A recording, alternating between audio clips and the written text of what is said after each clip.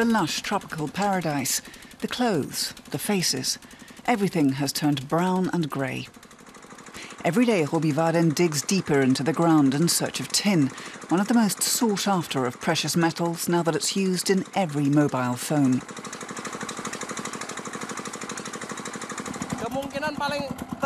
You might say we risk our lives so others can use their telephones. It happens all the time. The hill caves in on you and you're buried alive. Prospecting for tin is fairly dangerous. Bangka, off the coast of Sumatra, is a treasure island. Buried in its soil is more tin per cubic metre than anywhere else on Earth. Tin has made the island rich and brutally destroyed it. Bangka has become a vast no-man's land, its landscape a sea of craters. Most of the tin mining is illegal. The island is riddled with thousands of improvised mines. The earth is sucked up through big hoses and washed until nothing remains but the precious black metal. Whole families live from mining: housewives, young men, the elderly, teenagers, even children.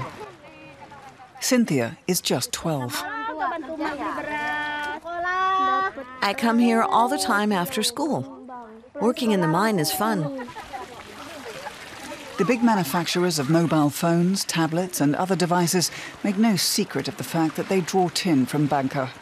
But with child labour? Some companies have promised changes, but actions rarely follow such words. The Friends of the Earth environmental organisation has been campaigning for years to force the companies to take more responsibility.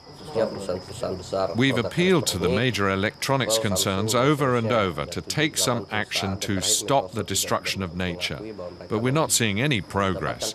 The companies aren't living up to their responsibility. Added to the environmental damage and child labour is the health hazard to everyone involved in tin mining. Miner Basri has been confined to his mattress for 3 weeks, almost paralysed with pain. He broke 2 ribs and his pubic bone, maybe even a hip. I can hardly remember the accident. I was working down in the mine when the entire hill fell on me.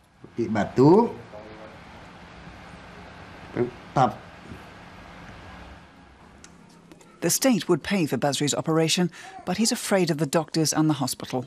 He trusts the medicine men from his village. Their herbal tinctures are supposed to heal his broken bones. Would you say the accident could have been prevented?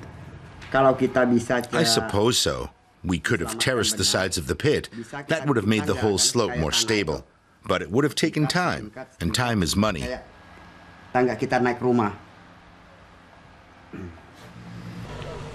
Wildcat miners keep opening new pits. They're active off Bangka's coast as well. Offshore mining is illegal within 6 kilometres of the coast, but just 2 kilometres out is a floating village. The makeshift rafts are lashed together, patched up and kept afloat with improvised repairs. The generators send a deafening roar and clouds of diesel exhaust across the water. It's hell on waves. The man in the tattered wetsuit is Harry Ono. Like almost everyone here, he used to be a fisherman, but the tin boom has all but destroyed his traditional livelihood. My family is afraid for me, but I have to do this job, or we wouldn't be able to survive.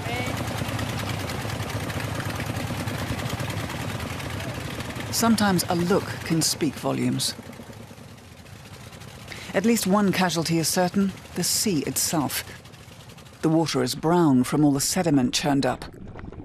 Here too, the divers use giant hoses to suck up the seabed and everything on it: fish, crabs and coral. The marine environment is slowly dying. Pieces of it come out on the raft above in the form of a brown sludge that has to be washed away to expose the precious tin.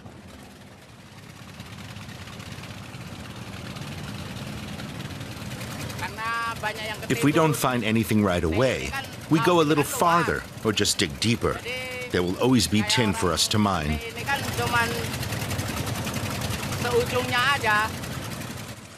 But the tin ore deposits are not endless. Eventually, they'll be exhausted, the authorities warn. And what will the people here do then? Tourists are not likely to turn up in this wasteland of rock and craters anytime soon. Every attempt at reforestation has so far failed. The soil is leached and the rivers poisoned with toxic chemicals.